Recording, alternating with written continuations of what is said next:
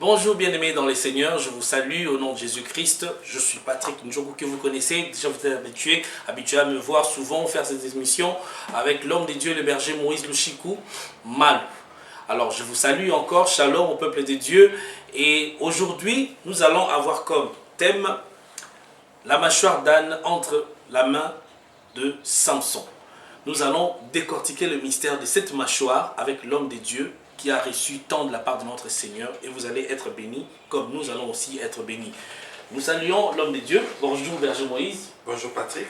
Nous sommes très heureux, très honorés de vous avoir encore aujourd'hui. Nous avons été fortement bénis avec les enseignements d'hier, et je sais que nous avons encore beaucoup à recevoir de votre part. Aujourd'hui, c'est un mystère. On parle d'un héros, Samson, et d'un élément qu'il a utilisé pour tuer un grand nombre de gens. Les Philistins. Le Philistin. Oui. Alors, le peuple de Dieu vous écoute, berger. Peuple de Dieu, shalom. Shalom, berger. Merci de votre fidélité. Nous allons partager la parole de Dieu. Vous savez, cette parole est écrite du doigt de Dieu lui-même. Amen. Alors, tout ce que Dieu fait est un mystère. Et nous allons entrer dans le mystère et que le Dieu de cieux nous ouvre tous l'intelligence afin de comprendre l'essence prophétique de sa parole profonde. Amen. Et que cette parole soit une bénédiction pour nous Amen. ce matin. Amen. Ça sera une bénédiction définitivement. Amen. Une mâchoire d'âne entre la main de Samson. Cette histoire est contenue dans le livre des Juges, le 15e chapitre. Nous allons prendre le 9e jusqu'au 14e verset. Juge 15, de 9 à 14. De 9 à 14. Nous lisons au nom de Jésus-Christ. Amen. Alors les Philistins se mirent en marche, campèrent en Juda et s'étendirent jusqu'à l'Échi. Les hommes de Juda dirent: pourquoi êtes-vous montés contre nous? Ils répondirent: nous sommes montés pour lier Samson, afin de le traiter comme il nous a traités.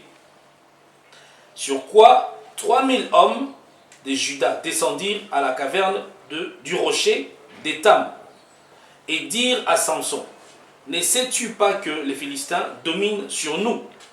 Que nous as-tu donc fait? Il leur répondit: je les ai traités comme ils m'ont traité. Ils lui dirent: nous sommes descendus pour te lier, afin de te livrer entre les mains des Philistins. Samson leur dit: jurez-moi que vous ne me tuerez pas. Ils lui répondirent: non, nous voulons seulement te lier et te livrer entre leurs mains. Mais nous ne te ferons pas mourir. Et ils lièrent avec 2 cordes neuves et le firent sortir du rocher. 14. Lorsqu'il arriva à l'Échi, les Philistins poussèrent des cris à sa rencontre. Alors l'Esprit de l'Éternel le saisit.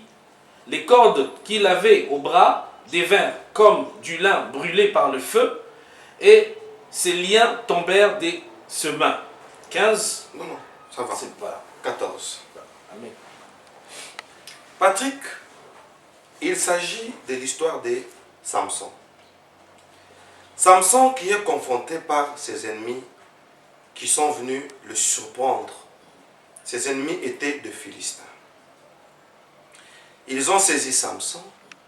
Ils étaient au nombre de 3000. Regardez seulement ce nombre. Même si vous avez une force d'un Superman, je pense que ça sera difficile de vous en sortir. On a lié Samson. Les hommes de Juda, ils ne pouvaient rien faire pour libérer Samson, leur héros. Parce que c'était Samson qui devait libérer Israël d'entre les mains de Philistins. Ils ont amené Samson. Curieusement, ils sont arrivés à l'Échi. Et là, Samson a ramassé une mâchoire d'âne. Nous allons d'abord commencer par donner le X, sa valeur.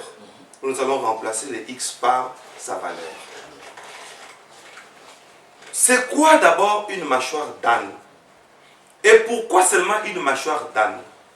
Parce que le Philistin était armé avec des lances, des flèches, des javelots. Et comment quelqu'un qui a une mâchoire, pour taper quelqu'un, il faut s'approcher. Pour taper quelqu'un qui a une flèche, il faut s'approcher de lui. Qui aura l'avantage? C'est ceux qui ont des lances et des lances et de flèches. Oui.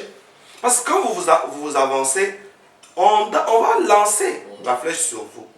Mais quel est le mécanisme? Et en plus, ils sont nombreux. Oui. Ils sont nombreux avec des lances et des flèches. Mais Samson prend une mâchoire, il s'approche, mais on ne sait pas. On ne sait plus le maîtriser. La Bible dit, le lien qu'il avait se sont rompus comme s'ils étaient exposés à un feu. Ça cache quoi? Il y a un mystère là, Patrick. Voici le mystère. Expliquons d'abord, cette mâchoire, c'était une mâchoire d'âne. Qui est l'âne? C'est comment on appelle ça? C'est une race de cheval, n'est-ce pas? Mais jeune, je crois. Ok. L'âne, c'est un animal hybride. Voilà. Le cheval avec une femelle qui n'est pas cheval. Souvent, c'est le mulet. Mulet, oui. Et il donne l'âne. L'âne est un hybride. Samson prend la mâchoire d'âne. Prophétie de l'âne. Nous sommes dans Genèse chapitre 16. Nous allons lire. Et après, nous allons donner aussi la prophétie de la mâchoire. Et les deux vont nous donner un message complet. Genèse chapitre 16, Genèse 16, verset 11 jusqu'au 12e. Verset 11 jusqu'au 12e, nous lisons. L'ange de l'Éternel lui dit, voici tu es enceinte, et tu enfanteras un fils, à qui tu donneras le nom d'Ismaël, car l'Éternel t'a entendu dans ton affliction. Il sera comme un âne sauvage. Sa main sera contre tous, et la main de tous sera contre lui. Et il habitera en face de tous. Pardon, il habitera en face de tous ses frères. Ok. C'est-à-dire, lui sera en face. Il y aura deux camps. Les autres dans un camp. Lui seul contre tous dans l'autre camp. Mais la prophétie dit quelque chose, Patrick. D'Ismaël. Il sera comme un âne sauvage. Ce message, ça concerne tous les ânes sauvages. C'est-à-dire, un âne sauvage, lui n'est pas dans la cité. Il est écarté des autres. L'âne sauvage est un hybride. C'est pourquoi on dit qu'Ismaël sera un âne. Parce qu'Ismaël, c'est le produit d'un juif avec une égyptienne. C'est-à-dire, un juif avec une africaine, Agar, la mère d'Ismaël. C'était une africaine, vous savez ça? Oui. Ok. Je ne sais pas si elle était blanche ou noire. Bah, à l'époque, on dit que les Égyptiens avaient plutôt la peau noire. La peau noire, beaucoup disent que les pharaons étaient noirs, paraît-il. Bon. Etc. Voilà. Mais ce n'est pas notre sujet. Alors, Patrick, Ismaël est un hybride. Ismaël est un rejeté. Ismaël est né hors alliance. Ismaël est né avec le lien de sa mère qui était d'abord esclave et de deux qui étaient étrangères. Agar, la mère d'Ismaël, Agar, étymologiquement parlant, veut dire fuir. Et Ismaël est né avec le lien de la fuite. C'est-à-dire, on sera toujours contre lui. Il sera toujours loin des autres. Il sera toujours vagabond. Ça, c'est le lien de sa mère. Ce message, c'est pour quiconque est né hors alliance. Quiconque est né dans un lien. Quel lien? Le lien de parents. Parce que Si Ismaël est né, c'est à cause d'un consentement, par le consentement de Sarah qui a dit, mon Seigneur Abraham, je suis vieille, je n'ai plus de désir, prends ma servante. À cause de ce conseil, Ismaël va naître à cause d'un calcul de parents, d'une entente, quelque part, d'un arrangement des parents, et voici, Ismaël va naître. Au fil du temps, Ismaël ne s'entendra pas avec Isaac, parce que Sarah va concevoir le fils de la promesse. Et Sarah va changer pour dire, mon fils Isaac n'héritera pas le même héritage avec le fils de l'esclave. Chasse Sarah, chasse Agar plutôt, et son enfant Ismaël. Parce que Abraham avait remarqué un conflit entre Agar et Sarah. Ainsi, d'après l'ordre de Sarah, Agar est chassée avec Ismaël. Or, le conseil était le conseil de Sarah. Et Sarah a changé son point de vue. Et Ismaël se retrouve dans un désert à cause du conflit des parents. Et lui se retrouve victime. Ne vous en faites pas. Ismaël commence à évoluer au désert. Mais la prophétie dit de lui, il sera un âne sauvage. Ne vous en faites pas. Les gens peuvent vous traiter pour un marginalisé. Mais que dit la loi sur vous? Qu'est-ce que la loi dit de vous? La loi dit que vous êtes un âne. Que s'est-il passé? Samson se retrouve quelque part et il prend la mâchoire d'un âne. Avec la mâchoire d'un âne, Samson, nous allons revenir sur Ismaël, Samson sait comment se défendre vis-à-vis des ennemis. Nous avons remplacé X par sa valeur, c'est-à-dire l'âne, c'est la prophétie d'Ismaël.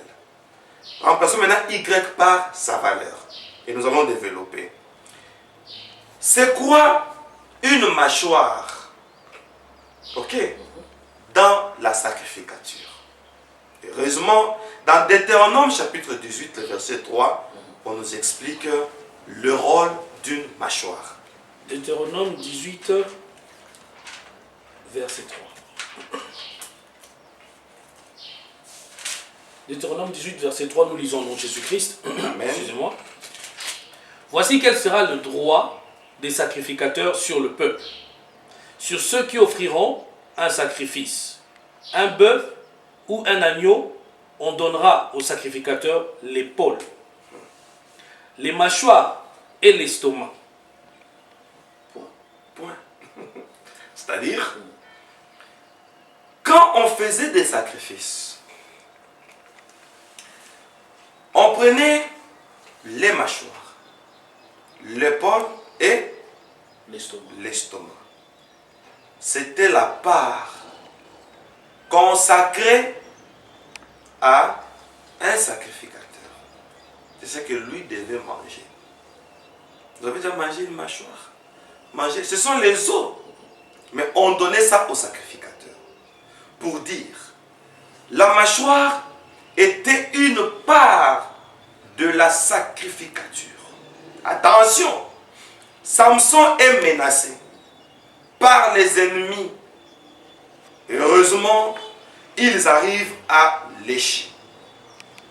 D'après l'encyclopédie, Léchi était un endroit, quand on offrait les holocaustes, on jetait les os à Léchi.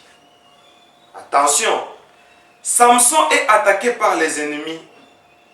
Il va prendre la mâchoire d'un âne pour dire, si vous êtes attaqué, touché à la sacrificature, C'est ça la mâchoire. Saisissez l'œuvre de Dieu. L'erreur des Philistins, ne connaissant pas la prophétie, ils ont laissé Samson arriver à Léchi. Léchi, c'est la prophétie de l'église. Là où la sacrificature se passe. Pour celui qu'on attaque, il lui suffit d'aller à Léchi. Il ne faut pas se limiter à Léchi. Et là, à Léchi, il faut chercher une mâchoire. Attention, si on dit que la mâchoire d'âne était à Léchi, Samson a pris ça pour dire, c'est lui qui saisit la sacrificature de sa main droite. Autrement dit, c'est lui qui prend l'œuvre de Dieu sur son bras droit. Il a un pouvoir sur les ennemis qui ont des lances et le flèche pour dire, même si ils sont armés comment, tant que vous avez l'œuvre de Dieu en votre main. Autrement dit, quiconque prend en charge l'œuvre d'autrui, vous vous rappelez de l'ange fidèle, du témoignage, quiconque prend en charge l'œuvre d'autrui, il est alléchi.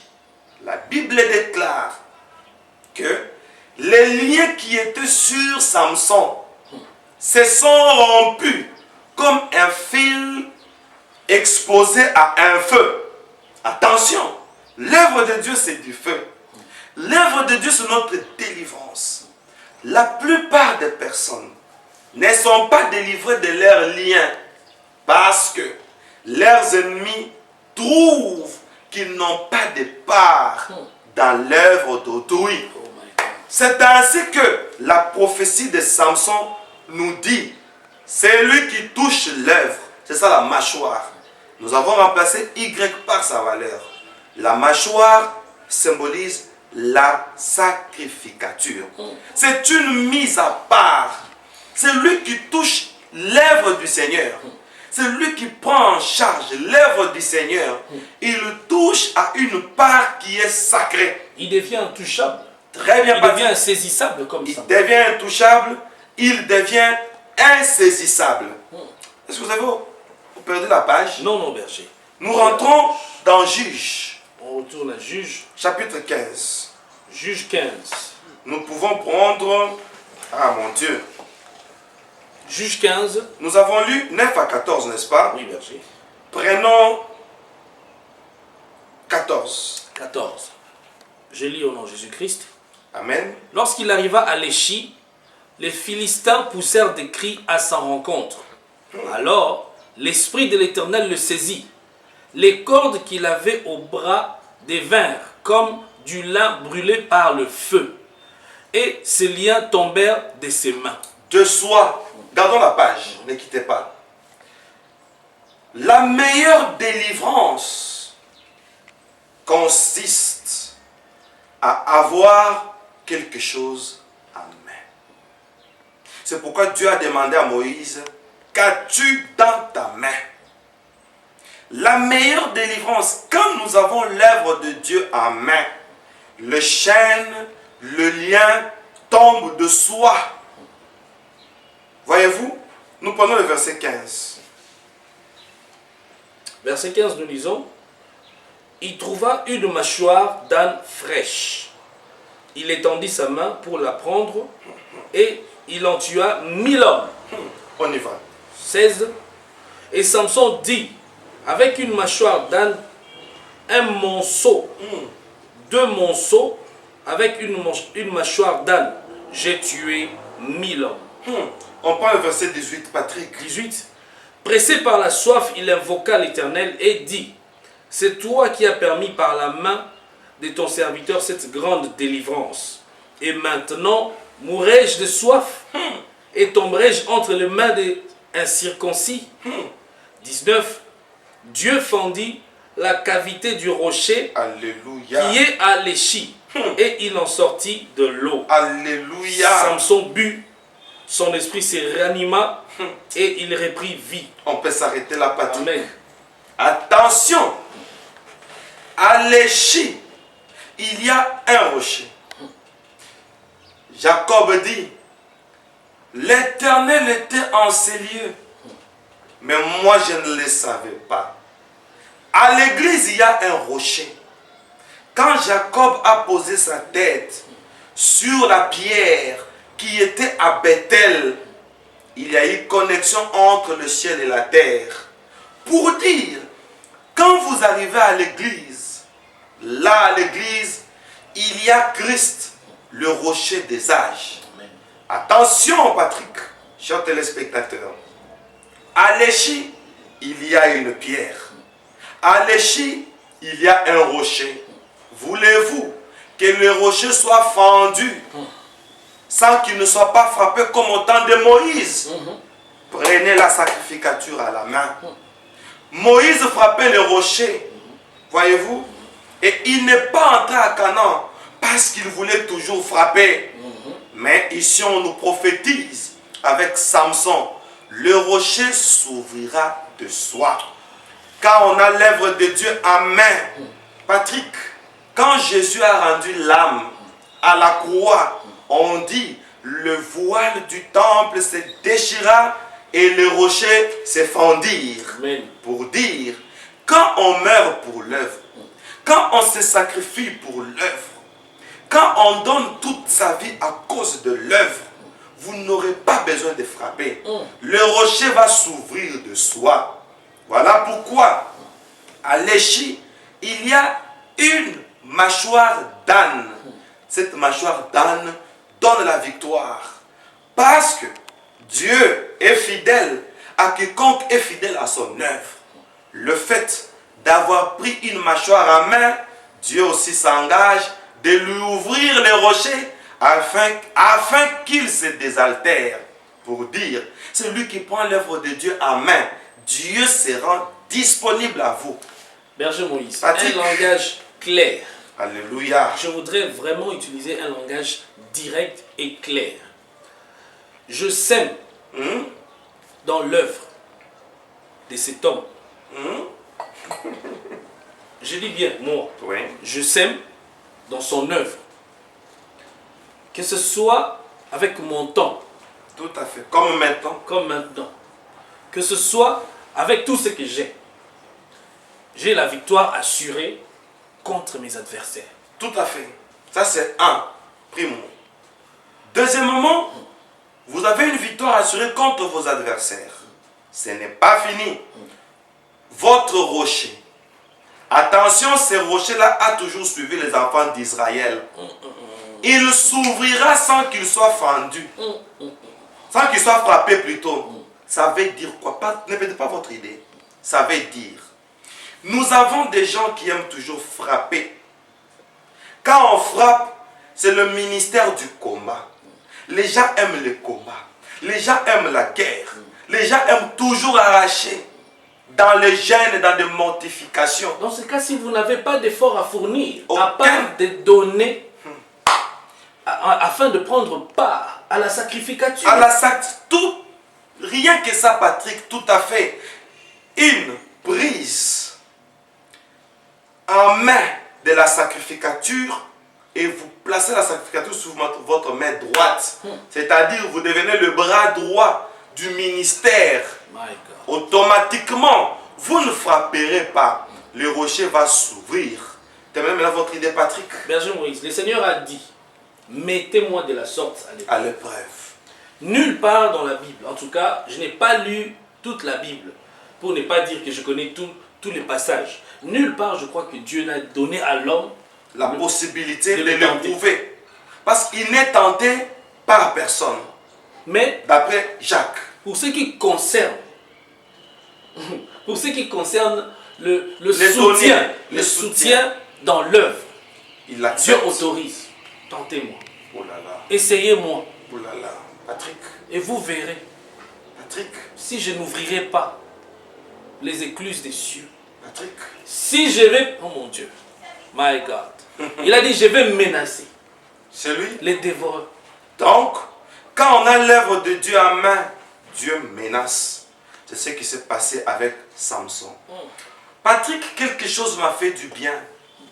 Samson maintenant, après la victoire, fatigué de la lutte, Samson a soif. On dit là à Léchi. Or, à Léchi, il y a un rocher. À Léchi, il y a une mâchoire d'âne. Pour dire, à l'église, il y a Dieu et son œuvre. Attention, Dieu et son œuvre. Qui est Dieu? Le rocher. L'œuvre, c'est quoi? La mâchoire à Patrick. Comme il y a Dieu et son œuvre, qui touche à l'œuvre, touche à Dieu. Qui veut Dieu, va à l'œuvre. Maintenant, regardez ce qui s'est passé, Patrick. Il y eut soif. Comme à Léchi, c'est un endroit où il y a les mâchoires. C'est un endroit sacré qui prophétise l'église. Automatiquement, c'est une mâchoire d'âne. Or, âne, c'est Ismaël. Patrick, l'étymologie de Ismaël veut dire Yishma. Elle. Yishma. Elle. Yishma veut dire entendre. Elle veut dire l'éternel. Le fait de toucher à une mâchoire d'âne, automatiquement, on a touché à la prophétie d'Ismaël. Donc, l'Éternel entend. L'Éternel entend Samson, qui cria à l'Éternel, j'ai soif. On ouvre, on fend les rochers. C'est ça Ismaël. Attention, c'est une mâchoire d'âne. Ishmaël. C'est ainsi que on a chassé Ismaël. Loin de la face d'Abraham et de Sarah, ils se sont retrouvés au désert. Ne vous en faites pas. On vous a chassé. Vous êtes Ismaël. Vous êtes Ishmaël. L'Éternel vous entendra. Là où les hommes n'ont pas pensé à votre souffrance. C'est ainsi que ils sont sortis de leur demeure. Abraham a donné une cruche d'eau et du pain à Agar pour Ismaël, pour tout un voyage qui symbolise une cruche d'eau. Arrivé au désert, l'eau finie, pas de pain. On dit Agar invoqua l'Éternel parce que son fils a une promesse. Yishmaël. C'est ça la promesse des ânes. Une égyptienne a invoqué l'Éternel. Et l'Éternel a entendu à cause de l'âne. Là où il y a l'âne, l'Éternel entend toujours. Demandez-moi pourquoi. Pourquoi, berger? Parce que Jésus va entrer à Jérusalem, monter sur un âne, pour dire, à Jérusalem, le Seigneur va pour mourir. Il sait que ses disciples vont l'abandonner.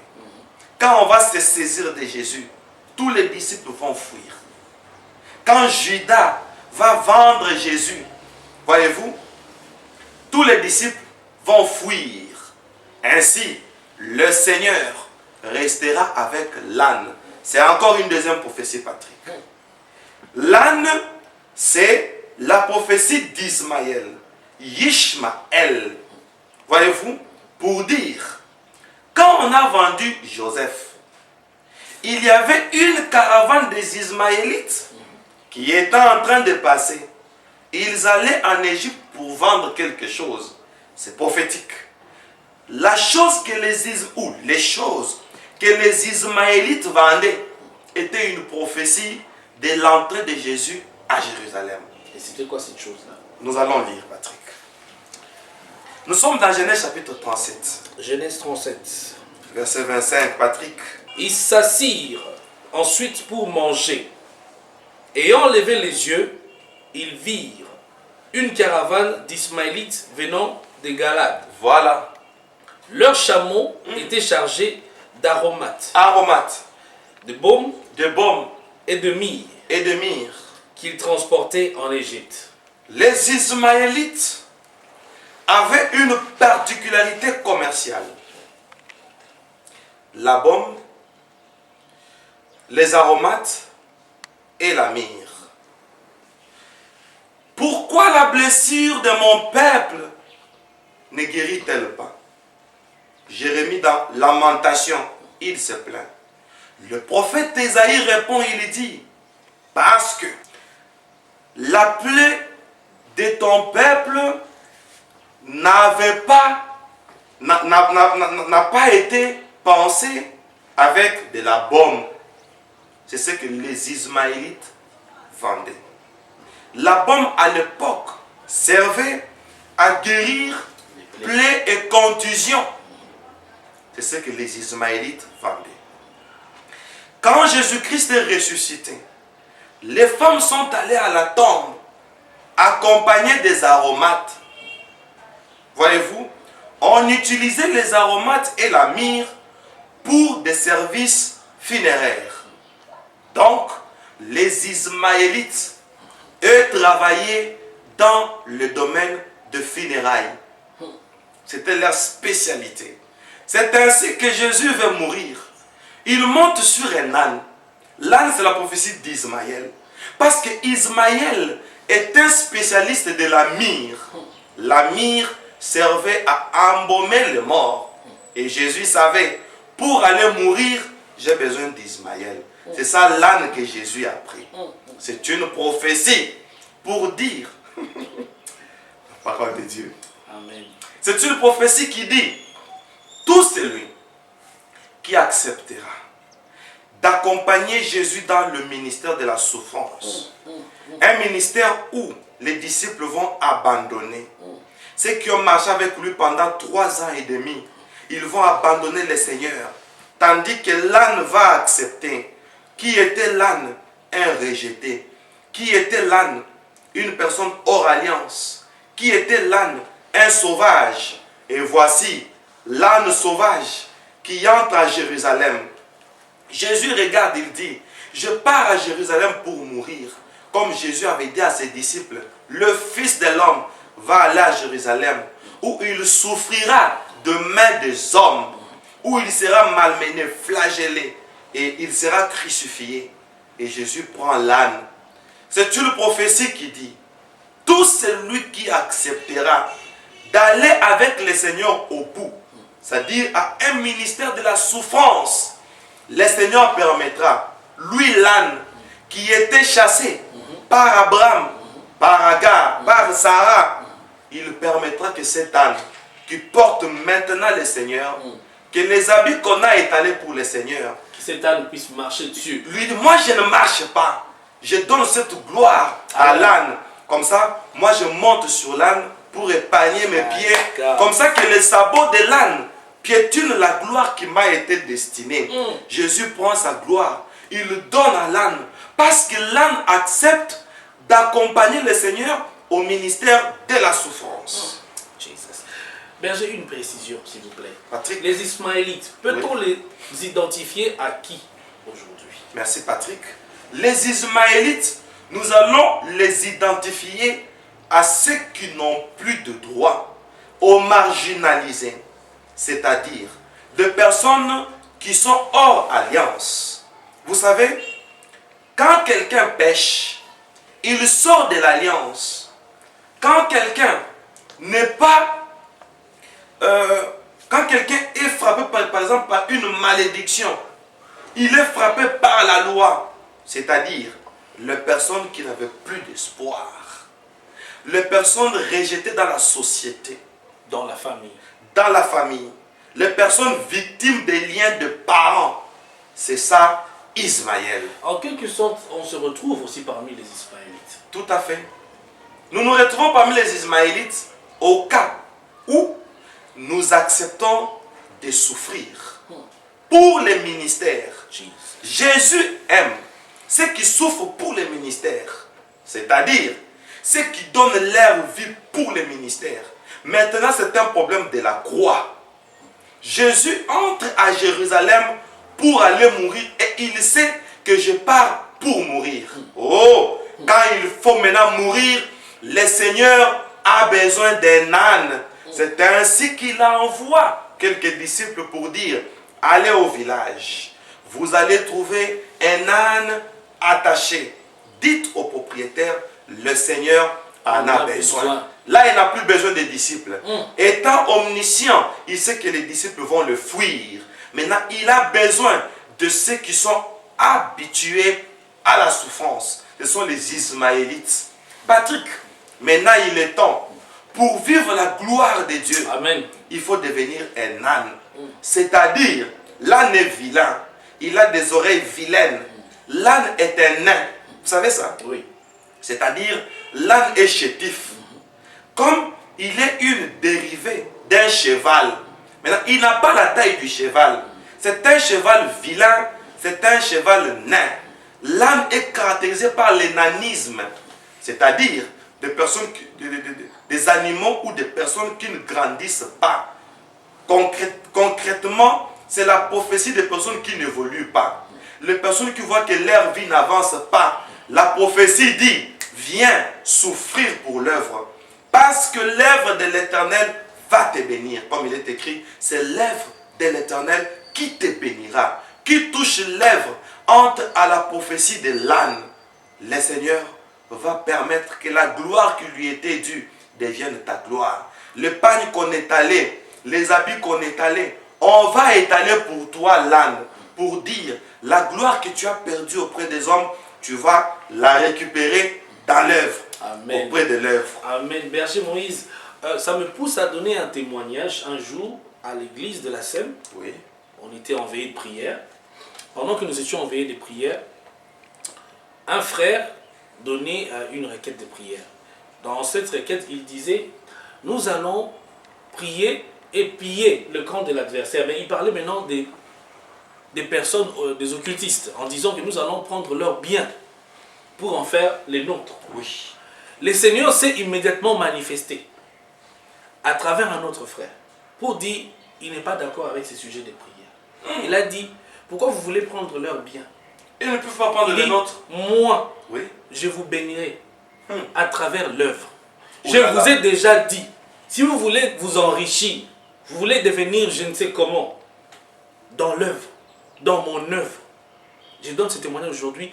Le berger Moïse n'était même pas informé de ça. C'était un jour, on était dans la prière au sein de la scène. La prière du soir, la nuit. Et c'est ainsi que le Seigneur nous a dit, quiconque qui veut s'enrichir dans mon œuvre. Dans mon œuvre. Dans mon œuvre. Donc, c'est l'œuvre de l'Éternel qui enrichit. Qui enrichit. L'œuvre de l'Éternel qui bénit. Il n'y a pas une bénédiction qui est liée à l'œuvre. C'est pourquoi la Bible dit, quiconque donnera à l'un de ses petits, même un verre d'eau, je vous le dis en vérité, il ne perdra pas sa récompense. Une récompense qui est produit d'un bienfait fait pour un serviteur de Dieu, c'est un bienfait qui ne sera pas perdu. Berger Moïse, je voudrais encore lancer un appel aux bien-aimés qui nous suivent. Tout à fait. Il y a un élément sur YouTube qu'on a envoyé par rapport à l'œuvre, bien sûr. Intitulé « Ceci nous concerne tous ». Nous concerne tous. Merci aux bien-aimés qui ont déjà contribué. Il y a un bien-aimé qui a contribué avec même 15 $. Oui. Pour dire que nous ne sommes pas exigeants à ce que vous pouvez donner. Il y a 14 $. Il y a 14 $. 200 $. 60 $. Ça dépend. Il y a même un bien-aimé qui a contribué avec 5 $. 5 $. Donc, comme c'est sur PayPal, il suffit seulement de virer. Voilà. Donc, et c'est par mois. Nous avons un laps de temps dont nous sommes donnés pour recueillir tout ce que vous allez donner, prendre part à ces ministères, bien sûr. Vous êtes en train de soutenir quelqu'un qui est véritablement dans les Seigneurs. Ça, c'est une terre fertile. Je vous le dis. Nous sommes en train de travailler ici. Nous avons donné, nous avons sacrifié nos vies, comme on dit. Et c'est pour que les Seigneurs nous donnent une récompense dans les cieux, mais aussi sur la terre. Donc, vous allez aussi être comme des ânes, selon l'enseignement qu'on vient de recevoir de l'homme de Dieu. Vous allez marcher sur la gloire du Seigneur, la gloire qui a été prédestinée, qui a été prévue pour Dieu. Vous allez marcher sur ça. Alors, devenez des partenaires du ministère de Berger Moïse. Et ça, c'est un appel que je vous ai lancé. Ça, c'était entre parenthèses. Pour que vous soyez bénis, pour que vos liens puissent se détacher de soi, pour que votre rocher puisse s'effondrer et que vous puissiez boire et que vous ne soyez plus dans la disette, que vous ne soyez plus assoiffés dans le manque, etc. Vous serez bénis. Berger Moïse. Patrick, nous allons atterrir. Nous voulons atterrir bientôt. Nous voulons atterrir bientôt. L'âne, qui est l'image de la sacrificature. Attention, l'âne c'est un âne sauvage. Attention que le païen nous ravisse les ministères. Attention que ceux qui n'étaient pas dans l'alliance, comme la Bible dit, j'appellerai mon bien-aimé, ma bien-aimée, celle qui n'était pas ma bien-aimée. J'appellerai mon peuple, celui qui n'était pas mon peuple. Là, nous devons faire attention pour dire, parce que Samson est à l'échi. L'échi, c'est là où il y a une mâchoire d'âne. Le ministère. La partie de la sacrificature, d'après Deutéronome 18, 3. C'était Deutéronome 18, 3. Voilà. Ok. Donc, nous devons toucher à la sacrificature. Patrick, c'est lui qui touche à la sacrificature. Maintenant, on précise quel niveau. C'est là que nous allons chuter. L'âne accompagne Jésus pour aller mourir. Pour dire, quand il s'agit de l'œuvre, quel type d'œuvre? Jésus meurt pourquoi? Jésus veut mourir pour le salut de l'humanité. On dit, c'est pourquoi il a été souverainement élevé. Parce qu'il a souffert. Il a été obéissant jusqu'à la mort et à la mort de la croix. Dieu lui a donné un nom au-dessus de tous les noms, devant lesquels tout genou fléchit au ciel. Automatiquement, Jésus, c'est lui Dieu. Parce que si au ciel il y avait un autre Dieu, c'est qu'il fléchit devant le nom de Jésus. Voyez-vous? Donc, l'élévation, la gloire, c'est quand on accepte de porter la croix. Et nous avons dit une fois, si Jésus est venu sur la terre, sa mission, c'était la croix. Pourquoi, Patrick?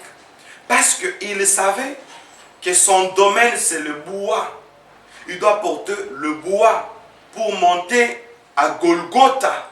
C'est ainsi qu'il a choisi de naître dans la maison d'un faiseur de bois, qui est Joseph, le charpentier. Et le métier de Jésus, c'était un métier de bois.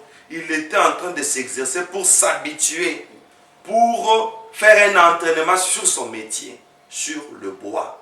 Alors, attention, Patrick, à tout ministère qui apporte le salut. Nous devons faire attention. Nous sommes le messianique, église messianique, l'assemblée messianique. C'est pourquoi nous disons ASM, assemblée messianique. Nous croyons, parce que j'ai reçu mon appel, à mon appel, le Seigneur m'a dit, c'est en 1984, j'ai été transporté et j'ai rencontré le Seigneur dans les nuages. 1984. Il m'a montré le globe terrestre qu'il a fendu en trois. Il m'a dit, le 1/3 du monde va se convertir à moi à cause de ta bouche. Donc, c'est pourquoi nous sommes sur Internet. C'est pourquoi nous avons des milliers de téléspectateurs. Qui sont de différentes nations. Différentes nations. Il n'y a pas que nos frères congolais. Non. Il y a des Américains, il y a des Ivoiriens, il y a les Camerounais, il y a des frères de partout qui nous appellent, qui nous contactent, qui sont très habitués avec nous. En Europe, partout. Et dernièrement, j'ai reçu d'autres appels de Madagascar, dans les îles, de Guyane et Haïti. Tous nos téléspectateurs de Guyane, Haïti, États-Unis, l'Europe, nous vous bénissons tous pour votre fidélité au ministère du berger Moïse. Alors, Patrick, pour chuter, nous avons comme objectif d'édifier les âmes, de préparer l'épouse du Seigneur à l'enlèvement. Comme c'est un problème du salut, nous avons besoin des gens qui vont accepter de souffrir pour ce ministère, de vider leur compte pour ce ministère, de semer leur voiture pour ce ministère, de donner leurs moyens pour ce ministère, afin que le salut des âmes soit répandu jusqu'aux extrémités de la terre. Alors que Dieu vous bénisse pour la mâchoire d'âne que vous allez saisir entre vos mains. Que Dieu vous bénisse et nous allons nous revoir au tout prochain élément. Jusque-là, au revoir.